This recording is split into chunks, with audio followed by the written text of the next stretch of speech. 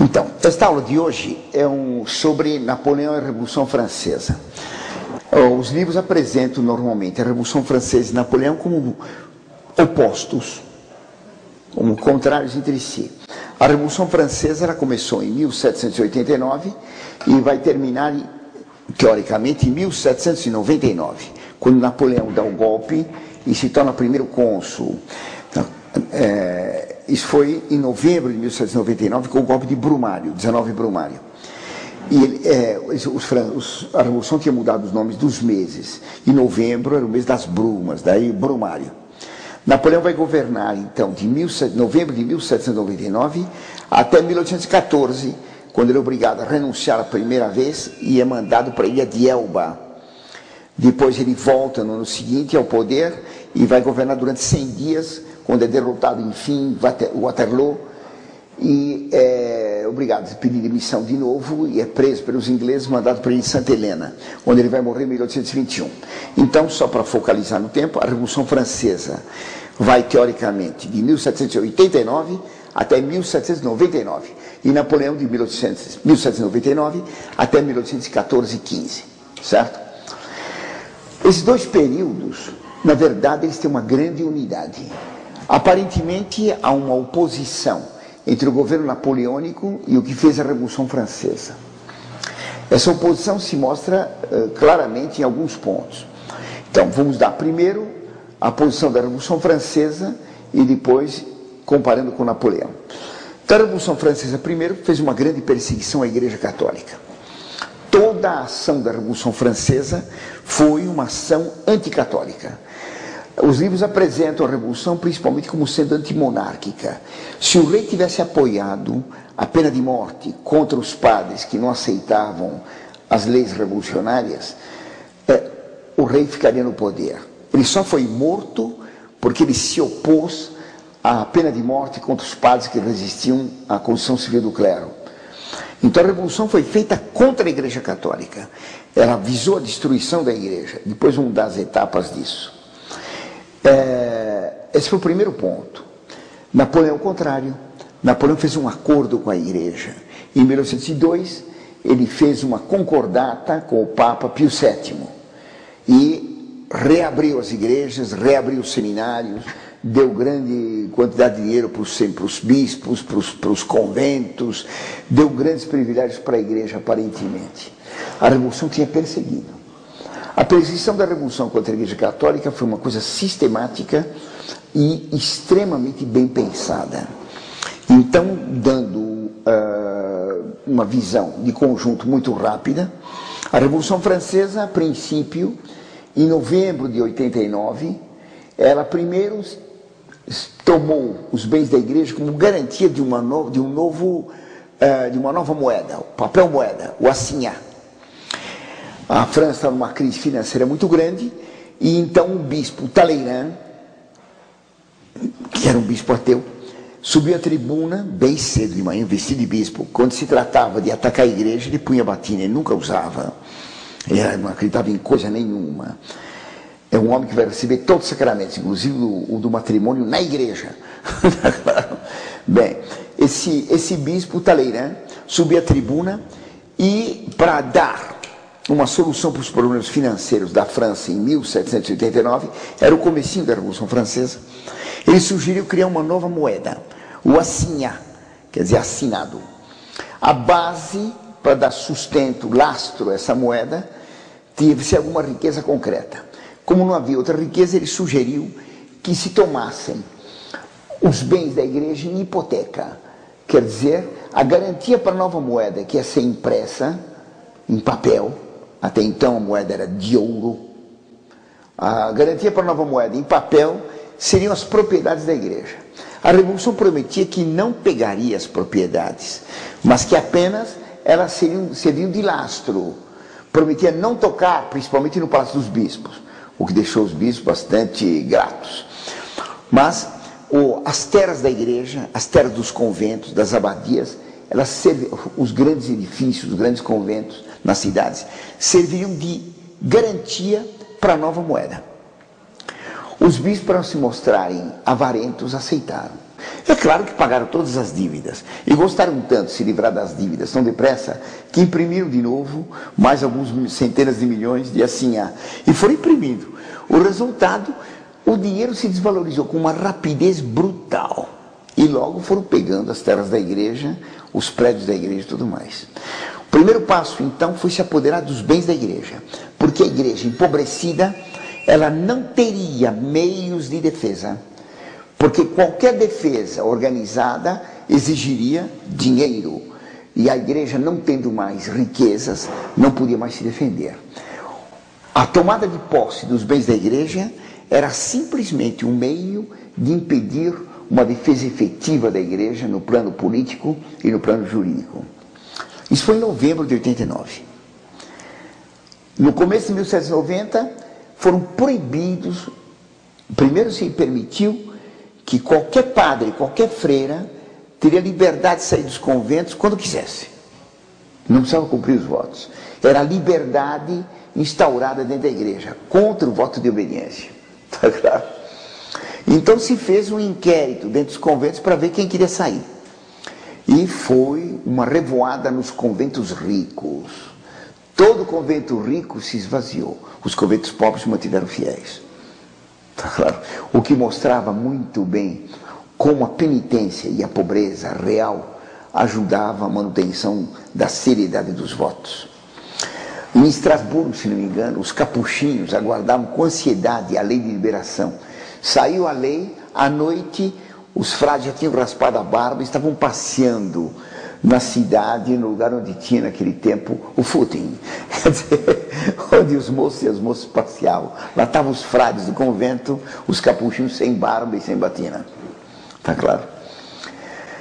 A seguir fizeram outra lei. Ficou proibido de admitir noviços.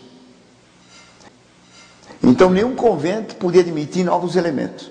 Seria contra a lei francesa, contra a liberdade. Um absurdo. Então os conventos, podendo sair alguns, não podendo entrar novos, se esvaziaram. Aí então propuseram, já que alguns conventos estavam praticamente vazios, juntar vários conventos, os pessoal de vários conventos num só.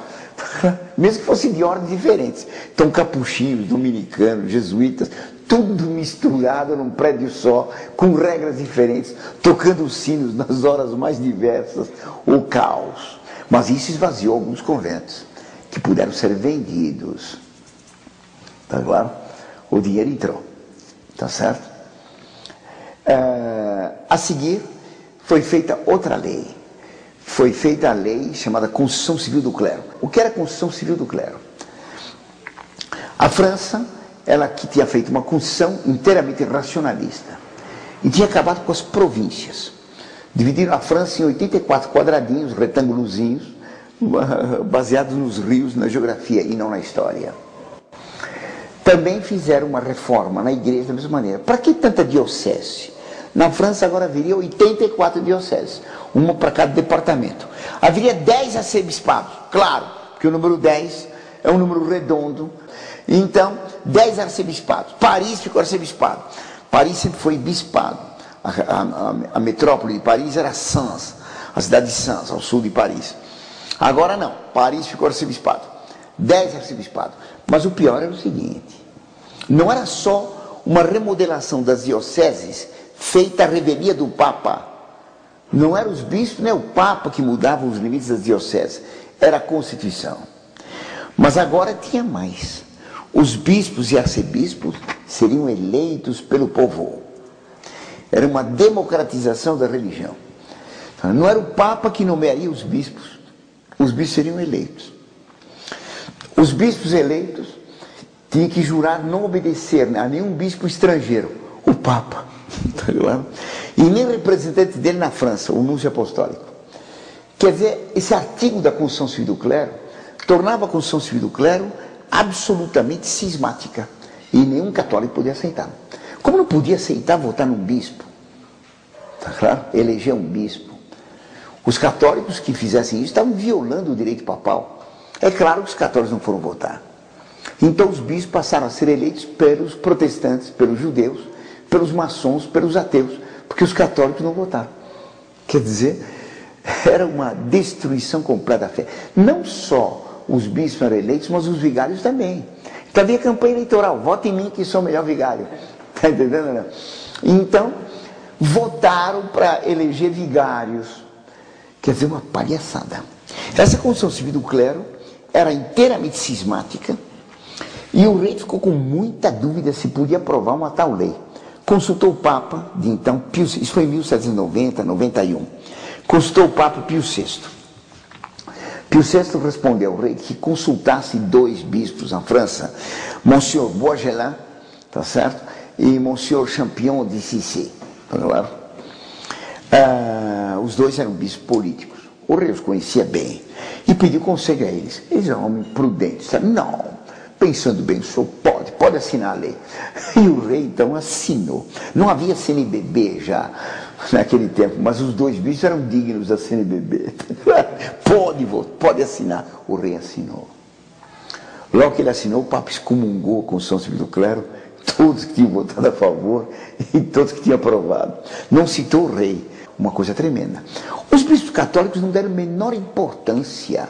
Quando um bispo recebeu uma carta dos revolucionários dizendo que ele estava demitido porque não havia mais a diocese dele, ele nem tomou conhecimento. Tá claro? Nas paróquias houve eleição rápida, né? Então formou-se uma igreja nova, a igreja constitucional, a igreja revolucionária. Os padres da igreja revolucionária casaram-se rapidamente. Em Paris, o primeiro padre casou, estava ele e a noiva, tá certo? Estavam presentes já um grupo de filhos dele, que já eram filhos antecipados ao casamento, tá claro? E depois que realizou o casamento, o padre que oficiou o casamento passou o cargo para ele, para o novo casado, e ele casou o padre que eu tinha casado. Com todos os filhos assistindo, a sogra, tudo mais. Quer dizer, esses padres, vigários eleitos, era uma vergonha. Os católicos fiéis não deram importância, não levaram, nem tomaram conhecimento da Constituição Civil do Clero. Mas a Constituição existia. E quando faleceu um primeiro bispo, a Revolução exigiu que fizesse uma eleição. Os católicos não compareceram. Houve vários candidatos, padres candidatos, e foram eleitos. Talleyrand e o bispo Gobel, bispo auxiliar de Paris, sagraram os novos bispos, formando então uma igreja cismática constitucional. Talleyrand tinha completado a obra dele de traição da igreja, tá claro? Quando a Revolução vai ficar sangrenta, ele vai fugir para os Estados Unidos. Quando morreu o primeiro bispo, foi feita a primeira eleição. Houve vários candidatos e o Talleyrand sagrou os novos bispos, formando a igreja revolucionária constitucional. Começavam assim 2 religiões, 2 igrejas, tá claro? A Revolução não ficou satisfeita com isso, porque a Constituição Civil do Clero era um dos capítulos da Constituição francesa. E todo francês tinha a obrigação de obedecer à lei magna. Então, como ninguém levava em conta os católicos a Constituição Civil do Clero, se votou uma lei dizendo que os católicos deviam jurar obediência à Constituição. Caso não obedecessem à Constituição, não jurassem, haveria sanções. Primeira sanção, o funcionário público que não jurasse fidelidade à Constituição e à Constituição Civil do Clero, capítulo da Constituição francesa, perdia o cargo público que tivesse. Padre perderia a paróquia. Funcionário público perderia o cargo. Se houvesse professores do Estado, que não havia, perderia o cargo. Não era brincadeira. Então, na Assembleia de Deputados, havia uns 200 deputados do clero. Exigiu-se dele que jurassem fidelidade à Constituição. Eles não juraram. Marcou-se um prazo. A Assembleia amanheceu cercada pelos fanáticos revolucionários. Tudo gente do povo, contratada e paga ali, e ameaçando matar os padres e comer o fígado deles. E comiam. Cenas de canibalismo na Revolução Francesa não foram raras, houve muitas. Quando mataram a Brigitte Lamballe, um ator de teatro, Gramont, cozinhou o coração dela na sarjeta e comeu. Então a Assembleia pareceu cercada, e com ameaças. ameaças violentas, dentro das galerias ocupadas pelos revolucionários. O clero apavorado no meio da Assembleia, todo mundo exigindo que votassem. O total foi mais ou menos o seguinte, em números redondos: 48% do clero jurou fidelidade à Revolução Francesa, à Constituição Revolucionária e à Constituição Civil do Clero. 48% dos padres ficaram cismáticos contra o Papa. E a proteção era perseguição aos católicos. Então, no começo fizeram multas contra os católicos que assistiam missa escondido. Depois, prisão. Depois da multa e da prisão, começaram outras leis mais pesadas. Está claro? Então, depois, degredo para Guiana. Era a morte certa. E finalmente se propôs a pena de morte. O rei vetou a pena de morte. Por isso ele foi derrubado. Isso foi em junho de 1792. O rei recusou assinar a pena de morte contra os nobres que tinham fugido da França e contra os padres refratários. E por isso que ele foi deposto, proclamado república, e 6 meses depois foi guilhotinado. O golpe contra a monarquia foi em agosto, em 21 de janeiro de 1793. 21 de janeiro. O rei foi guilhotinado. Da morte do rei foi a resistência católica. E toda a Revolução Francesa ela vai girar em torno desse problema religioso. Os católicos vão começar a defender a religião com armas. Todo o oeste da França vai se levantar em armas. Então a Revolução proibiu tocar os sinos, proibiu haver missa. Isso vai ser assim de 1792 até 1802. Napoleão vai liberar a igreja. Napoleão vai fazer o contrário da Revolução Francesa. A Revolução Francesa quis guilhotinar os católicos porque eram fiéis ao Papa. Está claro? Napoleão vai fazer o contrário.